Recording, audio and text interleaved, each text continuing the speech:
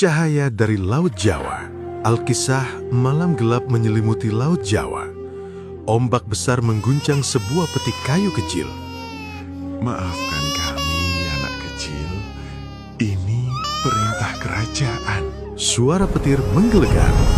Di dalam peti itu, seorang bayi menangis sendirian di tengah lautan.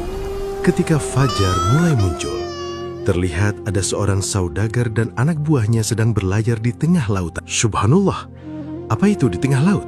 Lalu dengan cepat mereka mendekati dan menarik peti itu ke atas kapal. Dan ketika peti itu dibuka, sontak mereka semua terkejut. Dan saudagar pun kaget. Hah? Seorang bayi? Saudagar itu tak tahu bayi kecil yang ditemukannya kelak akan menjadi wali besar tanah Jawa. Singkat cerita, dan bayi itu diberi nama Joko Samudro.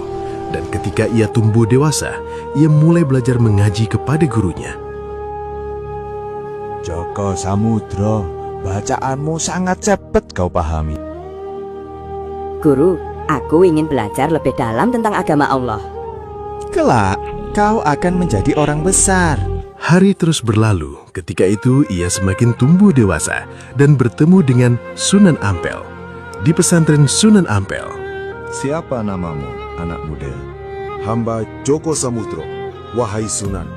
Aku melihat cahaya besar dalam dirimu.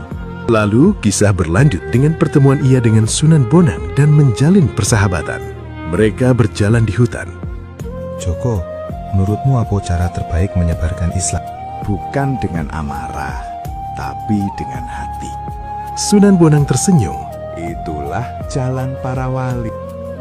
Pada suatu hari di bawah pohon rindang, Sunan Giri muda berdoa di bukit malam hari. Ya Allah, jika aku memang dipilih untuk berdakwah, kuatkanlah hatiku. Angin besar berhembus. Malam itu, Joko Samudro menemukan ketenangan dalam hatinya. Lalu pada saat itu, Sunan Giri mendirikan kedaton di Bukit Gresik. Ramai pembangunan pesantren. Warga desa bertanya, Kenapa tempat ini dibangun di atas bukit? Agar ilmu menjadi cahaya yang terlihat dari segala penjuru.